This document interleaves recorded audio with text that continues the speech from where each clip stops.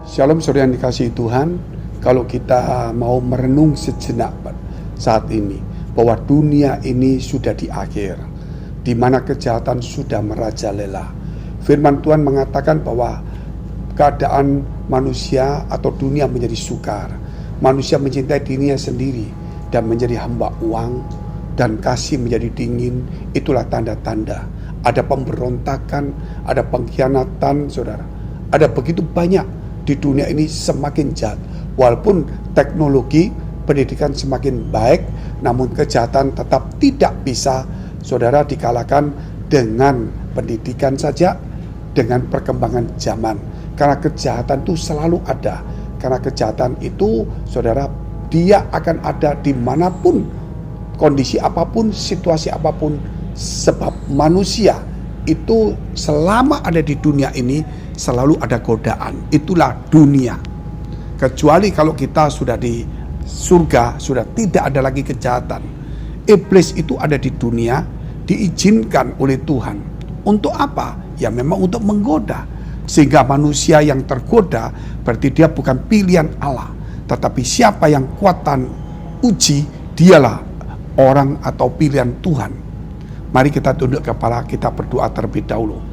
Bapa kami dalam surga, Bapa yang baik, yang kami kenal di dalam nama Tuhan Yesus, memberkati, mengurapi, menyucikan, menguduskan setiap kami oleh firman-Mu, supaya setiap kami Tuhan diberikan hati nurani yang murni, supaya benih firman-Mu boleh tumbuh dalam hidup kami, supaya kasih Tuhan melimpah dalam hidup kami, supaya kami boleh melakukan apa yang Tuhan mau lakukan dalam kehidupan kami. Terima kasih Bapa, Engkau tolong setiap kami yang dalam pergumulan, dalam masalah, dalam persoalan, dalam tantangan, bahkan yang sakit Engkau beri kekuatan. Di dalam nama Tuhan Yesus kami sudah mengucap syukur dan berdoa. Haleluya, amin. Kalau kita mau melihat ketika Tuhan Yesus sebelum masuk di Golgota, dia melewati satu tempat bernama Taman Getsemani. Di Taman Getsemani itulah dia bergumul, sehingga dia mengeluarkan keringat semacam darah dan berkata, kalau boleh cawan ini lalu daripadaku, tetapi bukan kehendakku melainkan kehendak-Mu yang jadi. Disinilah saudara, kalau kita juga melihat bahwa dalam kehidupan kita selalu diperhadapkan dengan kehendak kita, dengan kehendak Allah, dan itu selalu berlawanan. Bukankah dari awal Tuhan Yesus juga mengajarkan kepada kita melalui doa Bapa kami, dikatakan jadilah kehendak-Mu di bumi seperti di surga. Sehingga Tuhan Yesus di akhir juga dia mempraktekkannya, bahwa kita harus meletakkan kehendak kita untuk mengambil kehendak Bapa dalam segala keputusan, dalam segala kehidupan kita, dalam segala perencanaan kita, dalam apapun yang akan kita lakukan. Pasti ada pro kontra, pasti ada sesuatu, saudara, pertentangan. Namun marilah jangan membuat keputusan kita yang jadi, bukan keputusan teman, bukan keputusan suara terbanyak, tapi keputusan Tuhan yang jadi.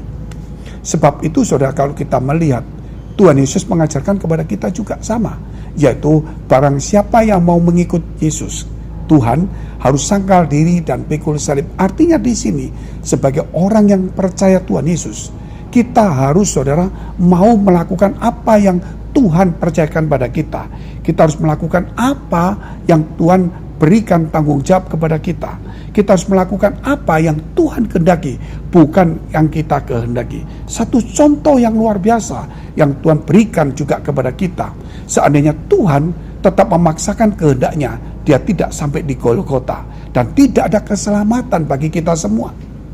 Justru dia meletakkan kehendaknya untuk mengambil kehendak Bapa.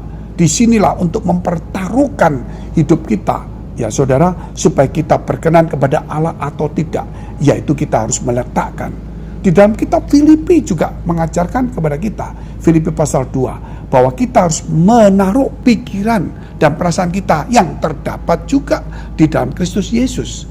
Karena Yesus Kristus yang dalam rupa Allah pun tidak menganggap kesetaraan dengan Allah, tetapi dia malah mengosongkan kealahannya dan mengambil rupa seorang manusia dan menjadi hamba sama seperti kita, bahkan setia taat sampai mati di kayu salib. Itulah saudara, dia telah menaruh perasaannya, pikirannya sampai di Getsemani, sehingga ketika dia ada di Golgota, dia berkata sudah selesai atau sudah genap. Bahkan dia berkata, ampunilah mereka Bapak, karena mereka tidak tahu apa yang mereka perbuat. Kenapa? Karena dia telah meletakkan kehendaknya dan mengambil kehendak Bapa. Mengapa kita jahat kepada orang lain? Saudara, mengapa kita membenci orang lain? Mengapa kita mulai bertengkar dengan orang lain? Karena kehendak kita, saudara. Mungkin karena kita dirugikan. Tetapi kalau kita mengambil kehendak Allah, mungkin kita, saudara, tidak lagi membenci, tetapi kita belajar mengampuni. Saudara, kita belajar untuk mengasihi, kita belajar untuk melayani. Kenapa? Karena kebencian, sakit hati itu sampah, sama dengan virus yang mematikan, lebih daripada virus pandemi, bahkan lebih dari penyakit kanker, saudara. Sebab itu buang sampah itu. Nah, satu firman kita lihat dulu, yaitu di dalam kitab Yakobus pasal 4 ayat yang ke-17. Jadi jika seorang tahu bagaimana ia harus berbuat baik, tetapi ia tidak melakukannya, ia berdosa. Jadi banyak orang berdosa karena melakukan satu kejahatan. Banyak orang berbuat dosa karena melakukan sesuatu tindakan yang merugikan orang lain, atau menipu orang lain, melukai orang lain, saudara, membohongi orang lain. Demikian juga, saudara, kita tahu itu dosa. Tetapi kerap kali kita menunjuk, oh orang itu berdosa, telah menipu. Orang itu berdosa, telah memukul orang. Itu berdosa, telah ini.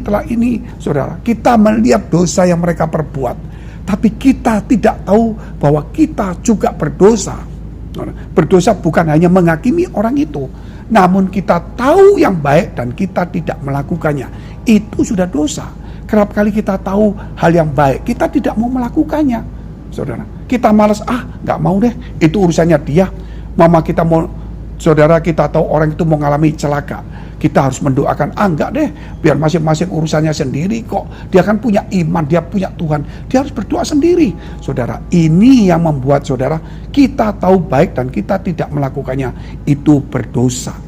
Dan dosa-dosa yang seperti ini, saudara, yang kita tidak sadar bahwa ini sudah menimbun terlalu banyak. Mungkin kita tidak mencuri, mungkin kita tidak menipu, tidak merugikan orang lain, tidak membohongin, tidak melakukan sesuatu. Tetapi satu hal, saudara, yang kita, saudara, yaitu kalau kita tahu berbuat baik dan kita tidak melakukannya. Sebab itu, saudara, hari ini, mari kita jangan cuma melihat, oh aku suci, aku benar seperti orang Farisi.